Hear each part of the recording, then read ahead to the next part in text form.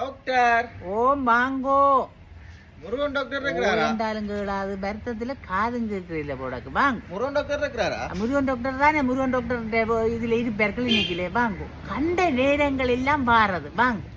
இந்த கண்ட நேரம் எல்லாம் பாருங்க இனி வரக்கூடாது தெரியுமே.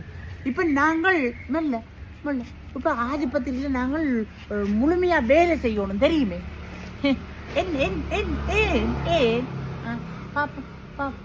மூச்சோட கஷ்டமே. மூச்சோட கஷ்டமே. அப்ப ஏன் அதை விடுறியல் கஷ்டமண்டா? விடாம விடுங்களேன் கஷ்டப்படாமல். ஏன் கஷ்டப்படுவான்? அதெல்லாம் தெரியும் பாருங்க. இப்ப பாருங்க இப்ப விடுங்க இப்ப சரி. இது சளி. மூக்கு மூக்கு மூக்கு அடைக்குது பாத்தீங்க. இந்த பாரு மூக்குக்குள்ள சளிய பாருங்க. ஒரே சளி.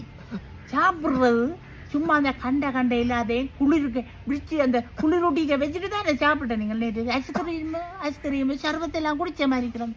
தெரியும் தெரிய ஆட்டுங்க. மண்டே ஆட்டியோண்டு சளி இழந்து கொண்டு இங்கே வாங்க எல்லாம் முடிஞ்சு கண்ணை பார் சளி முட்டி போச்சு. ஓ இதுக்கு போய் நல்ல குளிச்சு கொண்டு தாரன். ஆனா குளிச்செல்லாம் குடிக்க கூடாது. குளிச்ச கொண்டு சளியை காய்ச்சி விட்டுன்னா மண்டைக்கு காய்ச்சி போடும். ஓ காய்ச்சி விட்டுறோம். உள்ளாக்கே எண்ணெய் வைக்கிறேன், எண்ணெய்களும் வைக்கிறேன், தண்ணிகளும் வைக்கிறேன். என்னடாப்பா கிரிச்சு இல்லாம உங்களோட எனக்கு ஒரு சிரிப்பு தான் வருது. இப்ப பொடிகள் ஐயோ கட்டா முடி பாரு சளிய முட்டி. அம்மாட்ட சொல்லி தூதுவளை தெரியுது. தூதுவளை என்று கிடக்கு தெரியாது. இப்ப தெரியாது தூதுவளை என்று கிடக்குது. அதை வாங்கி இல்லைங்க புடுங்கி நல்லா சம்பளை அரைச்சி நல்லா சாப்பிடுங்க. மற்றது இந்த மொசுக்க நிக்குது. அப்பா பார்த்தா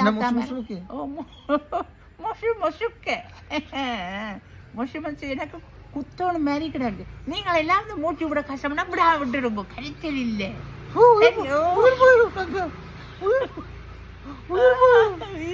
அதுக்கெல்லாம் இது போடுவது ஆசை.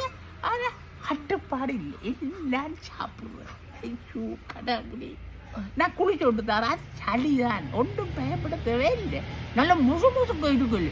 நல்லா குரண்டல் அடிச்சு போட்டு குளிஞ்சு போட்டு குட்டியா குட்டியுங்க. சும்மா சளி வெட்டி கொண்டு போகும். சரி சும்மா சளியாண்டு இந்த துளசிகளை சாப்புங்கோ.